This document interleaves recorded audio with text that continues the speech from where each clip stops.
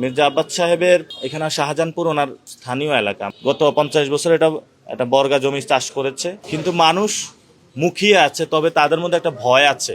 রাজনীতি চলে গেছে লুটতরাজ, যারা বিদেশে টাকা পাচার করে বড় ব্যবসায়ী তাদের হাতে।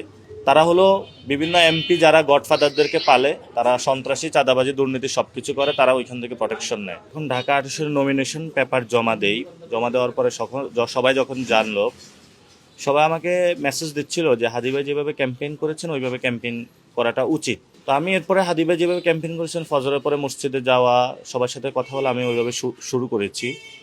তো আমি ওইটার মধ্যে একটা স্পিরিট পেয়েছি হাদি ভাই কেন এটা করেছেন।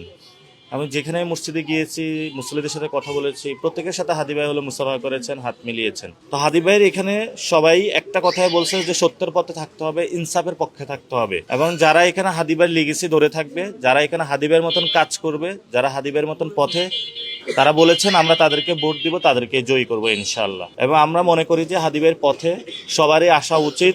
আমাদের মধ্যে ভালো কাজের প্রতিযোগিতা হবে, খারাপ কাজে আমরা বাদ দিব। আমরা আশা করি যে ঢাকা 8-এ ইনসাফের একটা ঢাকা 8 এবং হাদি ভাইয়ের এই আসনটা আমরা রাখতে পারবো, এবং সংসদে হাদি ভাইয়ের মান মর্যাদাটা রাখতে পারবো ইনশাআল্লাহ।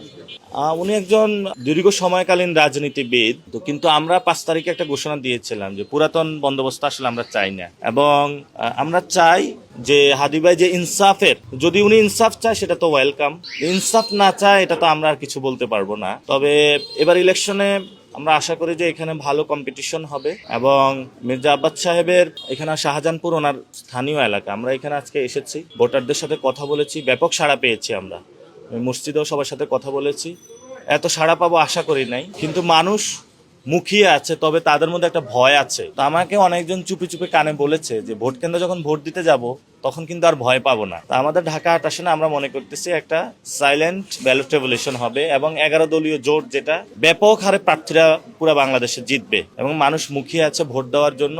ভোটার এবং দেশবাসীর উদ্দেশ্যে বলতে চাই, 1 নম্বর হলো রাজনীতি চলে গেছে লুটতরাজ, যারা বিদেশে টাকা পাচার করে বড় ব্যবসায়ী তাদের হাতে।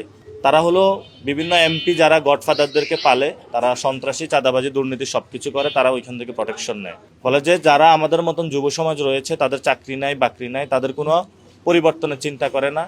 যারা এমপি হয় তারা ওই লুটতরাজ, যারা ব্যবসা আছে, লুটেরা ব্যবসায়ী, তাদের চিন্তা করে।